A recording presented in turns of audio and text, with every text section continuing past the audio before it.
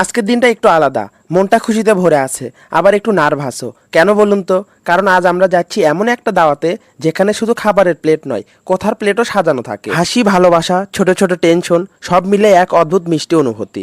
হ্যাঁ, আজ আমরা যাচ্ছি আমার শ্বশুর বাড়ি। কি কি সারপ্রাইজ অপেক্ষা করছে, কে কেমন আপ্যায়ন করবে, সব দেখাবো একসাথে। তাই দেরি না করে চলুন শুরু করা যাক। আসসালামু আলাইকুম গাইস, আশা করি সবাই ভালো আছেন। আবারও চলে আসলাম ফ্যামিলি ব্লগ নিয়ে, এবং আজকের মিশনটা হচ্ছে আমার শ্বশুর বাড়ি। এদিকে সবাই রেডি হয়ে বের হয়ে পড়লাম। নানি, মা, আন্টি, আন্টির মেয়ে, আন্টির ছেলে, ভাই, ভাবি এবং আমার প্রাণের বউ সবাই মিলে রওনা দিলাম। আজ শুধু একটা দাওয়াত না, আজ একসাথে কাটানোর একটা ছোট উৎসব। চলুন দেখি এই সফরে কে কে কি কি কাণ্ড করে বসে। বিসমিল্লাহ বলে সবাই গাড়িতে উঠে পড়লাম। গাড়িতে উঠেছি মানেই গল্প শুরু। নানি আর মা দিচ্ছেন ছোটবেলার দারুণ গল্প, আর আন্টি ব্যস্ত আমার ছোট বোনকে সামলাতে। অন্যদিকে দেখুন, ওভারব্রিজ থাকতেও মানুষ কিভাবে রাস্তা পার হচ্ছে, এটা মোটেও ঠিক নয়। আমরা সবাই ওভারব্রিজ ইউজ করার চেষ্টা করব। আলহামদুলিল্লাহ ভালোভাবে শ্বশুর বাড়িতে পৌঁছে গেলাম, কিন্তু বউটা একটু টেনশনে আছে, কিভাবে আপ্যায়ন হবে, কেমন লাগবে। আর আমি তো শুধু দোয়া করছি আজকের দিনটা যেন হয় মধুর। বাসার মধ্যে ঢুকে আমার শ্বশুর বাড়ি সবাইকে ঘুরে দেখালাম, আর আমার শ্বশুর বাড়িতে মুরগি থেকে শুরু করে গরু ইনশাল্লাহ সবকিছুই আছে। তারপর আমি ভাইয়াকে বললাম, ভাইয়া চলো বাইরে থেকে একটু ঘুরে আসি, এতদিন পর এখানে আসলাম, 4-5টা ঘুরে না দেখলে হবে। 4-5টা ঘুরে দেখতে দেখতে ভাবলাম সুলতানাকে নিয়ে একটা ভিডিও করে ফেলি। এইদিকে আমি আমার ছোট ভাইকে বললাম, দুই ভাবির সাথে তুমি একটু ছবি উঠাও। সে ছবি উঠাবে না, ভাবিদের সাথে শরম করে। ভাবি কি সাথে ছবি তুলবে না? কে যাও লিয়ে আসো।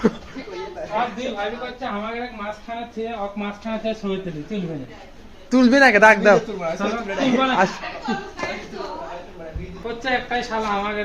তুমি কোলে করে নিয়ে দাঁড়াবে। আসো আসো, চলো চলো।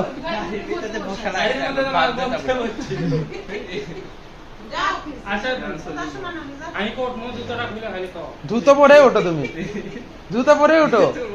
আরে এমনি মাকা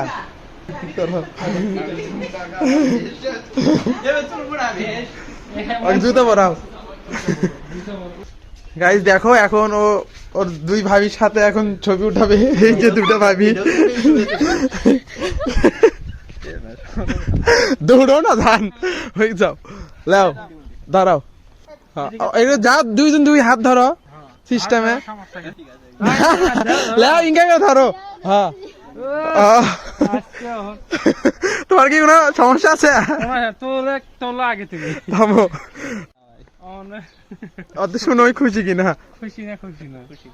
খুশি ও ভাই, তো আমরা ধরলে খুশি হয় না।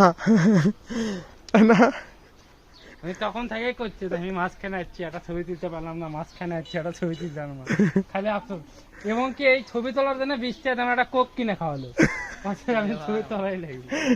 ছবি তোলার পর্ব শেষ করে সবাই মিলে সুলতানার দাদা এবং দাদিকে দেখতে যাচ্ছি, কারণ তারা দুজনেই অনেকটা অসুস্থ। তাদের জন্য অবশ্যই দোয়া করবেন, আল্লাহ তাআলা যেন তাদেরকে তাড়াতাড়ি সুস্থ করে তোলে। এইদিকে রাস্তার পাশে দেখি ভেড়ার বাচ্চাগুলো একা একা খেলা করছে, তাই আমরাও তার খেলার সাথী হয়ে যাই এবং বিভিন্ন ধরনের দুষ্টামি শুরু করে দেই।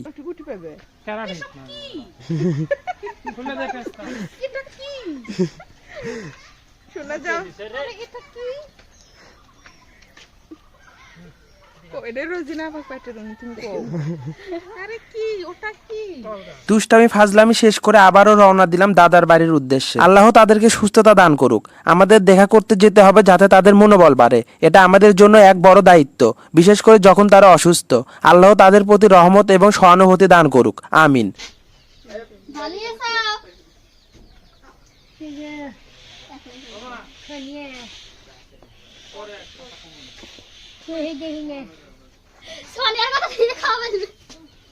তোমাকে চিনে না? না চিনে না।